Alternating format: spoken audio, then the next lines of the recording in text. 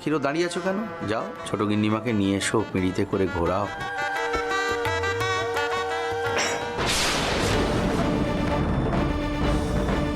কুশি? তুমি কুশি কেন তোমার সঙ্গে করে কেন এনেছিলে? হ্যাঁ, তোমার এটা দিয়ে কি করার মতলব ছিল? ওই মেয়ে, ও মা গো, হ্যাঁ তাই তো, ঠাউ ঘর থেকে নিয়েছে। ও মা, কি সর্বনাশ হতে চলেছিল গো গিন্নিমা। চুপ।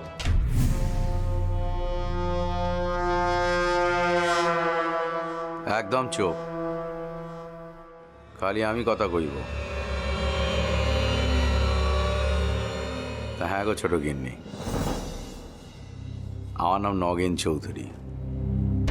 আমি যদি একবার রেগে যাই না, বাপের কুপুত্তর।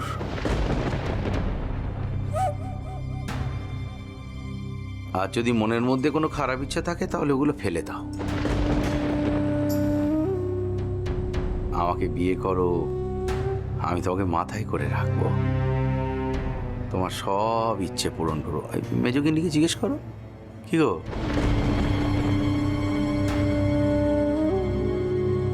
আর যদি আমায় বিপদে ফেলতে চাও তাহলে কিন্তু আমি ছেড়ে কথা বলবো না, তাই তো?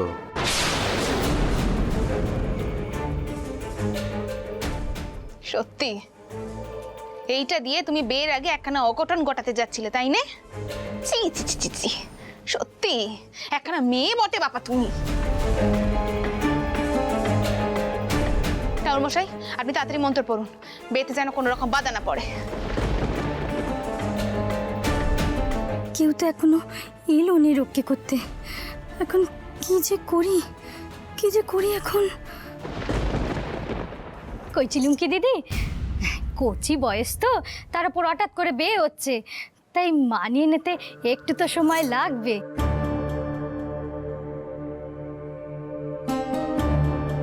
তা ওকে একটু সময় দিন নে। দেখুন না, দেখুন বেচারি বয়ে কেমন কাঁপছে।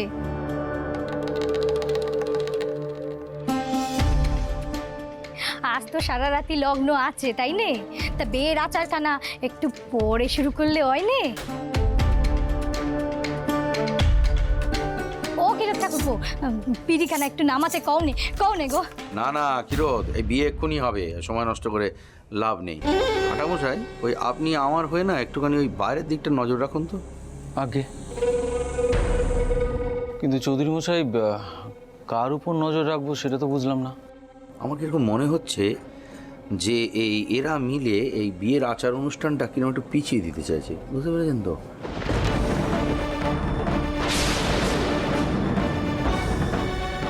কিন্তু আমি তো এই বিয়ের পিড়িতে একবার দাঁড়িয়ে পড়েছি, আমি তো আর এখান থেকে নামবো না। না হলে মেজগিন্ডিকে চেপে ধরতাম।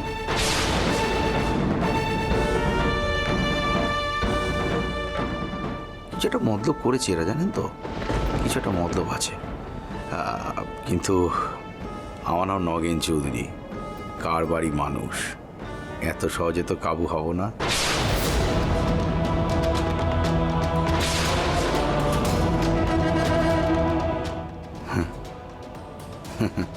তাই বলছিলাম কি, আপনি বাইরেটা যান, গিয়ে নজর রাখুন। হ্যাঁ, তাহলেই হবে, যান। আগে আগে আগে তোমরা দাঁড়িয়ে থেকো না, উলু দাও, এই তোমরা শাঁখ বাজাও, আর ওই ওকে 7 পাক ভালো করে আমার চারপাশে ঘুরিয়ে দাও। হ্যাঁ, গুনে গুনে এসো।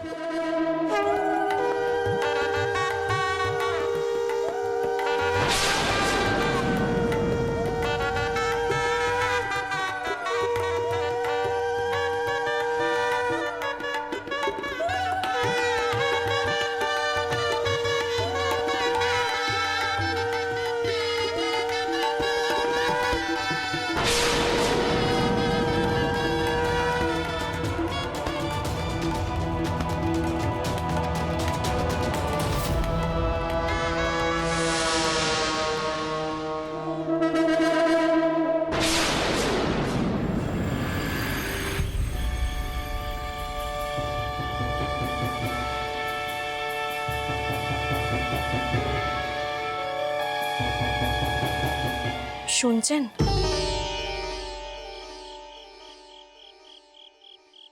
একটু পেশা এনেছি, বাগনা এসে দিয়ে গেল। একটু খেয়ে নিন। বেশ। আচ্ছা আচ্ছা, তোমার কি মনে হয় হ্যাঁ, দুয়ারি বাবু আমার ইন্দু দিদিরে নিয়ে ঠিক মতো ফিরতে পারবে তো? মানে আপনি যে গিন্নিমাকে কইলেন কোনো বিপত্তি হবে না? সে তো কইলুম,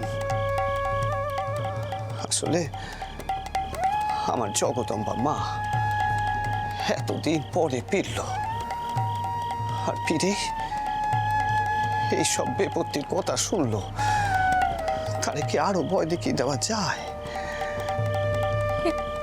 এ কথার অর্থ কি? আপনি কি কিছু টের পেয়েছেন?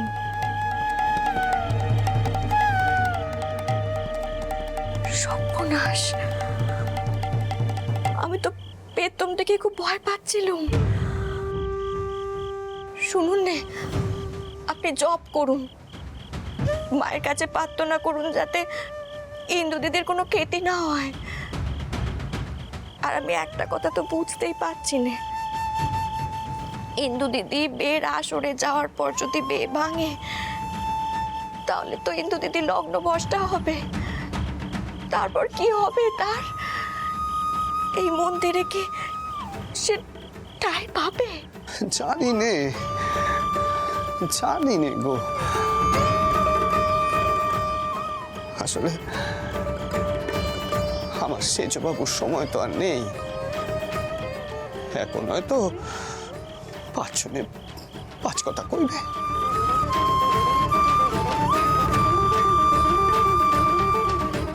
তুমি ঠিক কথাই কয়েছ, আমার এই পুজো করতে হবে। মা যেন স্বয়ং তাদের রক্ষে করে, না হলে যে এ বিপত্তি কাটান দেওয়া সহজ হবে না। তাহলে আর দেরি করবেন না, চলুন মন্দিরে। না গো, মন্দিরে নয়, আমাকে পঞ্চবটির বনে যেতে হবে। মাকে জাগ্রত করতে হবে। জয় মা।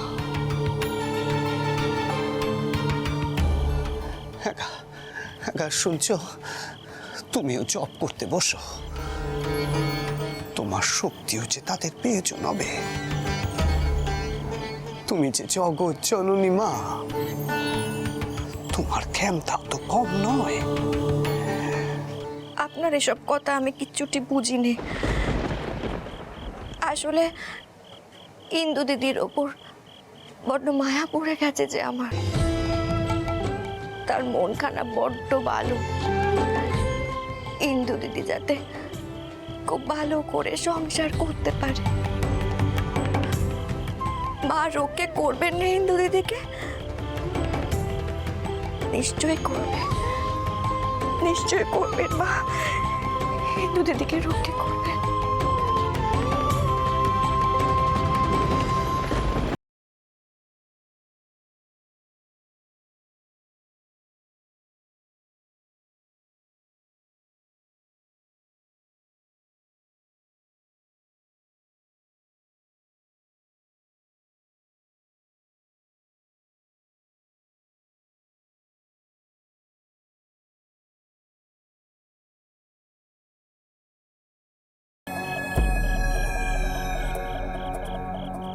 সবই তো ঠিক আছে দেখছি, কোনো সমস্যা নেই। তুমি ওদিকটা দেখো, যাও ওদিকটা যাও, যা গিয়ে চৌধুরী মশাইকে বলি বৃথাই ভয় পাচ্ছে না।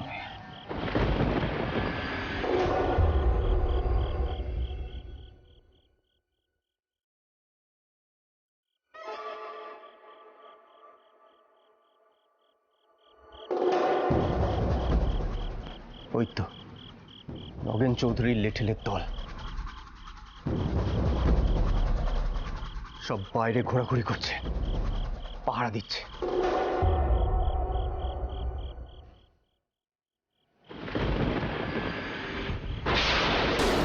এ কি মেশোবাবু? মেশোবাবু এভাবে বাইরে দাঁড়িয়ে পাহারা দিচ্ছে, তাও আবার নগেন চৌধুরীর হয়ে। ছি! সরো সরো তোমরা।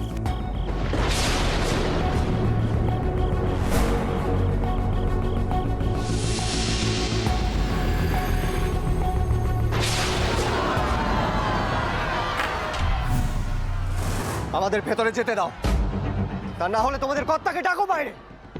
বলো এসে আমার মুখোমুখি দাঁড়াতে, দেখি তার কত সাহস। একজন মেয়ে মানুষকে ভেবে লুকিয়ে এখানে গোপনে নিয়ে এসেছেন, আর এখন নিজে মুখ লুকিয়ে ভেতরে বসে আছেন। ডাকো তোমাদের কর্তাকে। দারিকা, দারিকা, কেন চেঁচামেচি করছো এখানে? ফিরে যাও, ফিরে যাও এখান থেকে। রাঘব, এক পাও এগোনোর চেষ্টা করবে না। ভেতরে বিবাহ অনুষ্ঠান হচ্ছে, বিবাহ অনুষ্ঠান শেষ হতে দাও। ওই ইন্দু মেয়েটার জন্য কেন কেন অকারণ নগেন চৌধুরীর সঙ্গে অশান্তি করছো তোমরা? কেন শত্রুতা বাড়াচ্ছ? ফিরে যাও, ফিরে যাও তোমরা।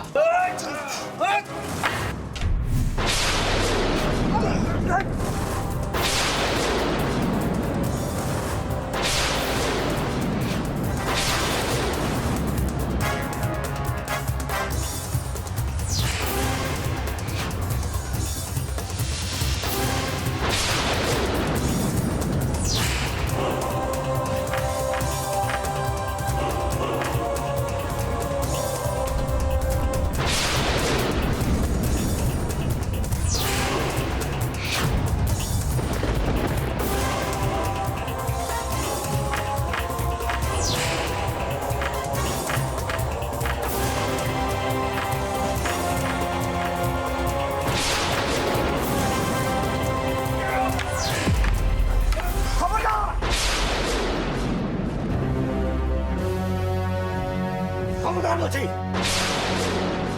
সব চলে যাও। কেউ আর এক পাও এগোবে না।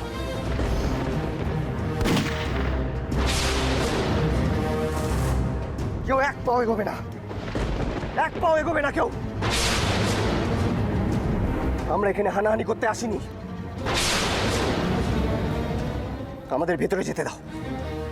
আমরা ভেতরে যাব, এখান থেকে পাত্রীকে নিয়ে এখান থেকে চলে যাব। সরে যাও, সরে যাও বলছি। ভুল করছো দারিকা, ভুল করছো তোমরা। তোমরা যে কত বড় ভুল করছো তোমরা নিজেরাই জানো না। আমার কথা শোনো দারিকা। রাঘব, রাঘব, আমার কথা শোনো। দারিকা, তাড়াতাড়ি ভেতরে চলো, আমাদের যা করার এক্ষুনি করতে হবে। চলো।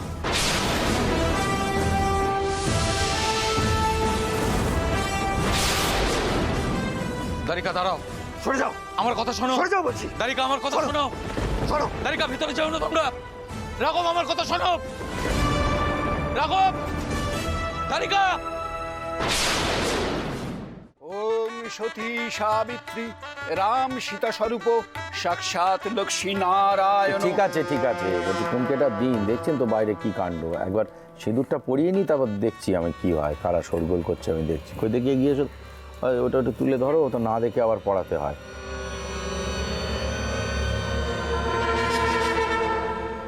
দাঁড়াও।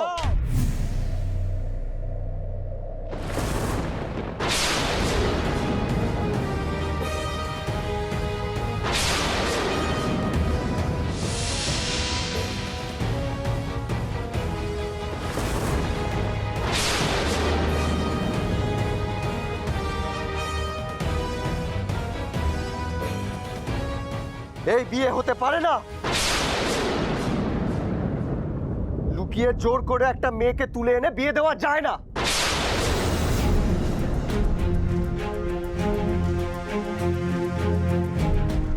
ছি নগেন চৌধুরী, ছি! আপনি পারলেন এরকম একটা জঘন্য কাজ করতে? লজ্জা করলো না আপনার?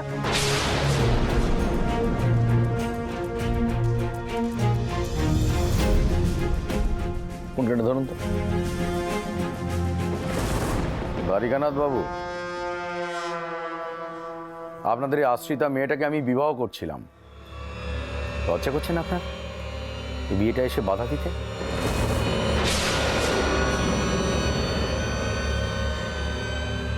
কেন, কে হয় এই মেয়েটি আপনার? চৌধুরী মশাই,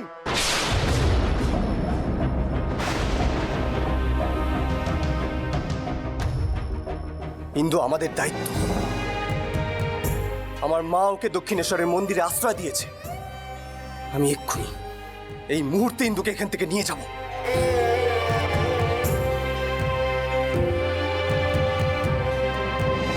আর মাসিমণি,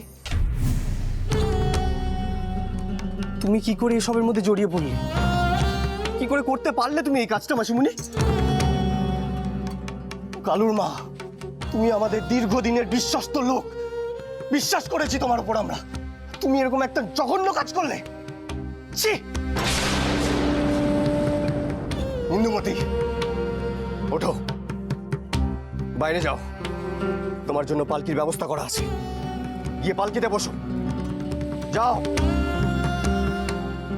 বৌঠান, দয়া করে ইন্দুকে নিজের ছোট বোন ভেবে ওকে একটু সাহায্য করুন।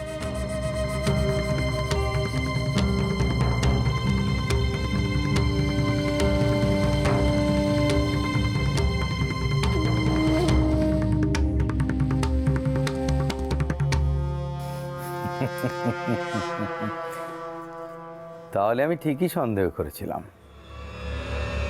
তুমি দ্বারিকানাথ বাবুকে খবরটা দিয়েছিলে। ভালো ভালো, তাতে নগেন চৌধুরীর কিচ্ছু আসে যায় না।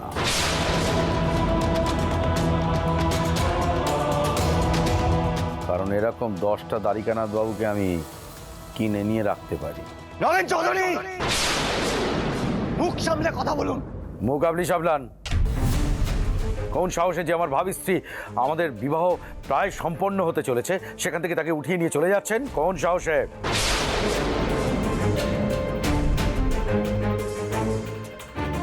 কে হয় মেয়েটি আপনার?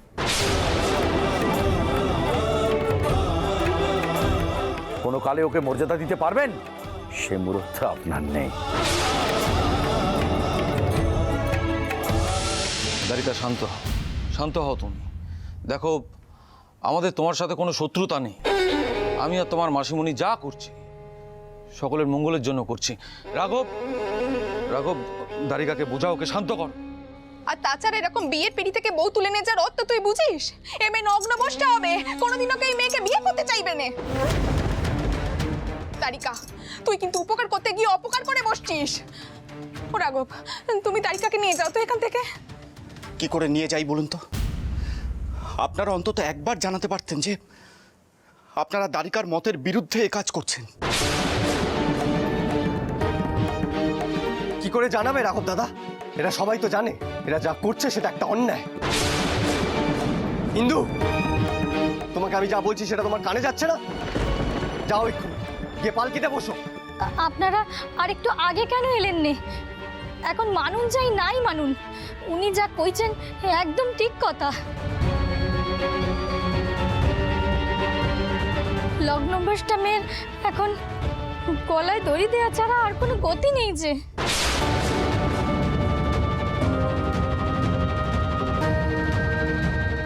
এই কিরোত, এখান থেকে সকলকে চলে যেতে বলো, বলো সবাই যেন এখান থেকে চলে যায়। ঠাকুরমশাই, এই কোন কেটে একটু শুদ্ধিকরণ করে দিন, কারণ ওটা বিয়েতে বাধা পড়েছে তো। আর আমার বংশ রক্ষার জন্য বিয়ে, তাতে আচারে যেন কোনো বাধা না পড়ে।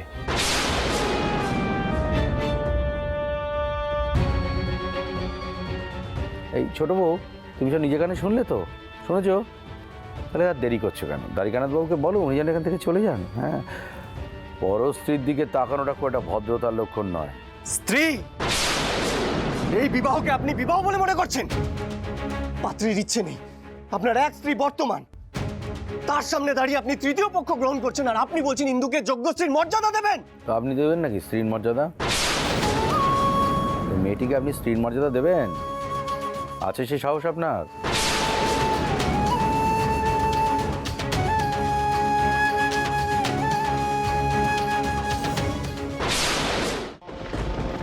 খালি জ্ঞানের পাঠ পড়াচ্ছেন, লগ্নটাই ইয়ে হয়ে যাচ্ছে।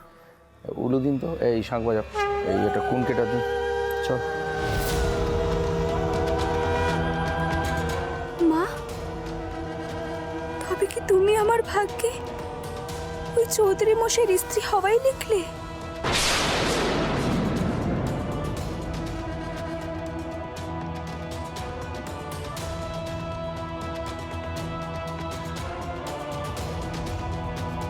টিকলিটা তোলো তো দেখি।